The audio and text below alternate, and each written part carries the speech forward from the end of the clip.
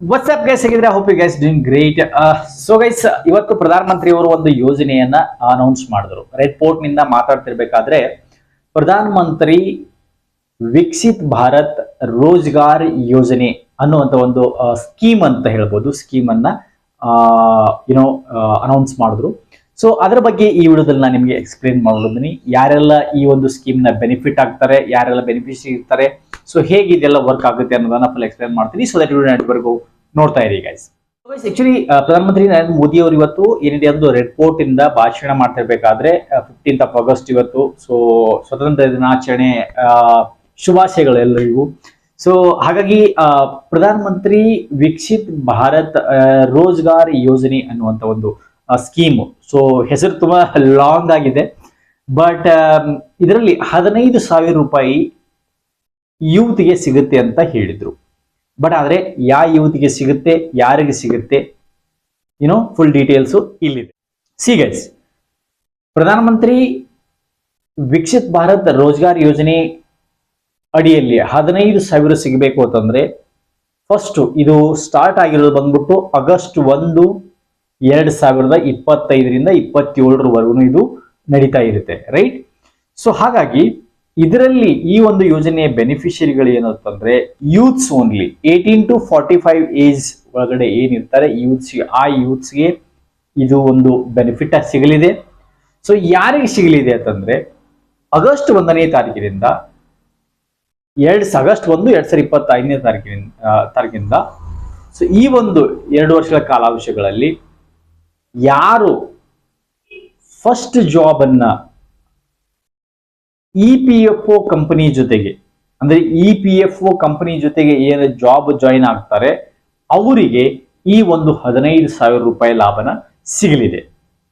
ನಾವು EPFO company ಅಂದ್ರೆ ಯಾವುದು ಅಂತ ನೀವು ಕೇಳಬಹುದು. EPFO ಕಂಪನಿ ಅಂತಂದ್ರೆ ಎಂಪ್ಲಾಯ್ ಪ್ರಾವಿಡೆಂಟ್ ಫಂಡ್ ಆರ್ಗನೈಸೇಷನ್ ಅಂತ ನೀವು ಕೇಳ್ತೀರಾ. PF ಏನ್ ಕಟ್ ಆಗತ್ತೆ ಆ ಕಂಪನಿಯೇ EPFO ಅಂತ ಹೇಳ್ತಾರೆ, ರೈಟ್? ಸೊ ಹಾಗಾಗಿ EPFO ಕಂಪನಿ ಏನೋ ಒಂದು ರಿಜಿಸ್ಟರ್ ಇರುತ್ತೆ, ಅಂದ್ರೆ PF ಕಟ್ ಏನಾಗುತ್ತೆ ಆ ಕಂಪನಿ ಏನು ರಿಜಿಸ್ಟರ್ ಇರುತ್ತೆ EPFO ಜೊತೆಗೆ, ಆ ಕಂಪನಿಯಲ್ಲಿ ಆಗಸ್ಟ್ 1ನೇ ತಾರೀಕಿನಿಂದ ಯಾರು ಫಸ್ಟ್ ಟೈಮ್ ಜಾಯಿನ್ ಆಗ್ತಾರೋ ಅವರು ಮಾತ್ರ. ಅಂದ್ರೆ ಈಗ ಹಿಂದೆ ಎಲ್ಲೋ EPFO ಅಲ್ಲಿ ಕೆಲಸ ಮಾಡ್ತಾ ಇದ್ರು, ಈಗ ಆಗಸ್ಟ್ 1ನೇ ತಾರೀಕಿನಲ್ಲಿ ಜಾಯಿನ್ ಆಗ್ಬಿಟ್ಟು PF ಕಟ್ ಆಗ್ತಾ ಇದೆ, ಹಂಗೆ ಕಂಟಿನ್ಯೂ ಆಗ್ತದೆ, ಅವ್ರಿಗೆ ಸಿಗೋದಿಲ್ಲ. ಯಾರು ಫಸ್ಟ್ ಟೈಮ್ ಜಾಬ್ ಜಾಯಿನ್ ಆಗ್ತಾರೋ EPFO ಕಂಪನಿ ಜೊತೆಗೆ ಅವ್ರ PF ನಂಬರ್ ರಿಜಿಸ್ಟ್ರೇಷನ್ ಆಗುತ್ತೆ. ಸೊ ಆ PF ಕಟ್ ಸ್ಟಾರ್ಟ್ ಆಗುತ್ತೆ, ರೈಟ್? ಅಂತ ಯುವಕರಿಗೆ ಮಾತ್ರ ಈ ಒಂದು 15,000 ರೂಪಾಯಿಯ ಒಂದು ಲಾಭ ಏನಿದೆ ಸಿಗೋದಿದೆ. ಸೊ ಯಾವ ರೀತಿ ಸಿಗುತ್ತೆ ಅಂತಂದ್ರೆ ಫಸ್ಟ್ 6 ಮಂತ್ಸ್ ಆದ್ಮೇಲೆ, ಅಂದ್ರೆ ಜಾಯ್ನಿಂಗ್ ಆದ್ಮೇಲೆ 6 ತಿಂಗಳವರೆಗೆ ಕೆಲಸ ಮಾಡಾದ್ಮೇಲೆ ಅದರಲ್ಲಿ 15,000ನಲ್ಲಿ 50% ಅಮೌಂಟ್ ಏನಿದೆ ಅದು ನಿಮ್ಮ ಅಕೌಂಟ್ಗೆ ಆಡ್ ಆಗುತ್ತೆ ಡೈರೆಕ್ಟ್ DBT ಮುಖಾಂತರ. ಇದರಲ್ಲಿ ಸ್ಪೆಷಲ್ ರಿಜಿಸ್ಟ್ರೇಷನ್ ಆತರ ಇದ್ರೆ ಏನ್ ಮಾಡುವಂತದ್ದಿಲ್ಲ. ಒಂದು PF ನಂಬರ್ ರಿಜಿಸ್ಟ್ರೇಷನ್ ಮಾಡೋದಿದೆ, ಅಂದ್ರೆ PF ನಂಬರ್ ಏನಿರುತ್ತೆ ಅದು ಜಾಯ್ನಿಂಗ್ ಆದ್ಮೇಲೆ ನಿಮ್ಗೆ ಸಿಗುತ್ತೆ. ಆ ನಂಬರ್ ನಲ್ಲಿ ಆಕ್ಟಿವೇಶನ್ ಮಾಡೋದಿರುತ್ತೆ. ಅದನ್ನ ನಾನು ನಿಮಗೆ ನೆಕ್ಸ್ಟ್ ಮುಂದಿನ ವಿಡಿಯೋಗಳಲ್ಲಿ ಹೇಳ್ಕೊಡ್ತೀನಿ ಯಾವ ರೀತಿ ಆಕ್ಟಿವೇಶನ್ ಮಾಡೋದು ಅಂದ್ಬಿಟ್ಟು. ವೆಬ್ಸೈಟ್ ಅಲ್ಲಿ ಹೋಗ್ಬಿಟ್ಟು ಜಸ್ಟ್ ಆ ನಂಬರ್ ಹಾಕಿ ಆಕ್ಟಿವೇಶನ್ ಮಾಡೋದು, ಅವ್ರು ವೆರಿಫೈ ಮಾಡ್ತಾರೆ ಹೌದು ಈ ಒಂದು ವ್ಯಕ್ತಿ ಈ ಕಂಪನಿಯಲ್ಲಿ ಕೆಲಸ ಮಾಡ್ತಾ ಇದ್ದಾನೆ ಅಂದ್ಬಿಟ್ಟು, ರೈಟ್? ಸೊ ಅಂತವರಿಗೆ 6 ತಿಂಗಳಾದ್ಮೇಲೆ ಆಟೋಮೆಟಿಕ್ DBT ಮುಖಾಂತರ ನಿಮ್ಮ ಅಕೌಂಟ್ಗೆ ಬಂದ್ಬಿಡುತ್ತೆ. DBT ಅಂದ್ರೆ ಡೈರೆಕ್ಟ್ ಬೆನಿಫಿಟ್ ಟ್ರಾನ್ಸ್ಫರ್. ಏನು ಯಾವ ರೀತಿ ಪ್ರಧಾನಮಂತ್ರಿ ಕೃಷಿ ಸಮ್ಮಾನ್ ನಿಧಿ ಯೋಜನೆ ಒಂದು DBT ಮುಖಾಂತರ ಬರುತ್ತೋ ಎಲಿಜಿಬಲ್ ಬೆನಿಫಿಷರಿಗೆ, ಅದೇ ರೀತಿಯಾಗಿ ಈ ಒಂದು ಯೋಜನೆ ಕೂಡ. ಸೊ ಡೈರೆಕ್ಟ್ ಅಕೌಂಟ್ಗೆ 6 ಮಂತ್ಸ್ ಆದ್ಮೇಲೆ ನಿಮ್ಮ ಅಕೌಂಟ್ಗೆ 50% ಅಮೌಂಟ್ ಬಂದ್ಬಿಡುತ್ತೆ. ಅದ್ ಆದ್ಮೇಲೆ 6 ಮಂತ್ಸ್ 12 ಮಂತ್ಸ್ ಅಂದ್ರೆ 1 ಇಯರ್ ಏನ್ ಕಂಪ್ಲೀಟ್ ಆಗುತ್ತೆ ಅವಾಗ 15,000 ಮತ್ಲಬ್ ಅಂದ್ರೆ 15% ಏನ್ ಉಳಿದಿರುತ್ತೆ ಅದು ಬಂದ್ಬಿಡುತ್ತೆ ಅಕೌಂಟ್ಗೆ.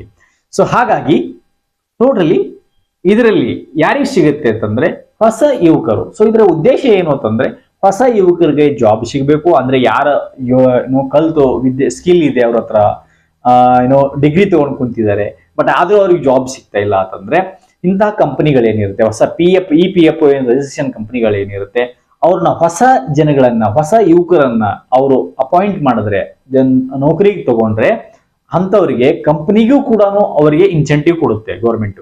ಸೊ ಅವ್ರಿಗೂ ಕೂಡ ಅರೌಂಡ್ 1,000-3,000 ರೂಪೀಸ್ ಹಿಂಗ್ ಮಂತ್ಲಿ ಏನೋ ಇದೆ. ಸೊ ಕಂಪನಿಗೂ ಕೂಡ ಇನ್ಸೆಂಟಿವ್ ಸಿಗುತ್ತೆ.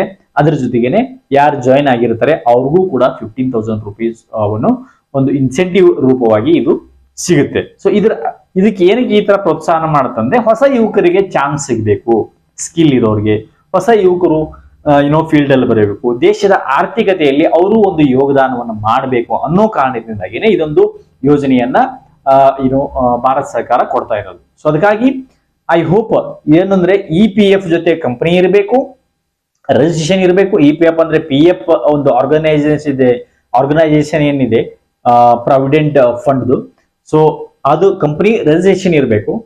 ಅಂತ ಕಂಪನಿಯಲ್ಲಿ ನೀವು ಜಾಯಿನ್ ಆದ್ರೆ ಆಫ್ಟರ್ August 1 ನಿಮಗೆ 6 ತಿಂಗಳಾದ್ಮೇಲೆ 50%, ಇನ್ನು 6 ತಿಂಗಳಾದ್ಮೇಲೆ 50%, ಈ ರೀತಿಯಾಗಿ ಫಂಡ್ ಸಿಗ್ತಾ ಇರುತ್ತೆ ಭಾರತ ಸರ್ಕಾರದಿಂದ.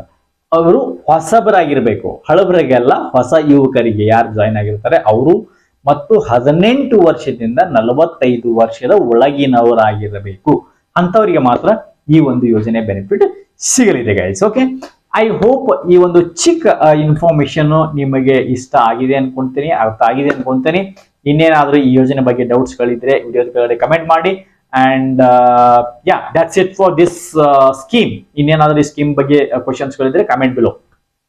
Thanks for watching.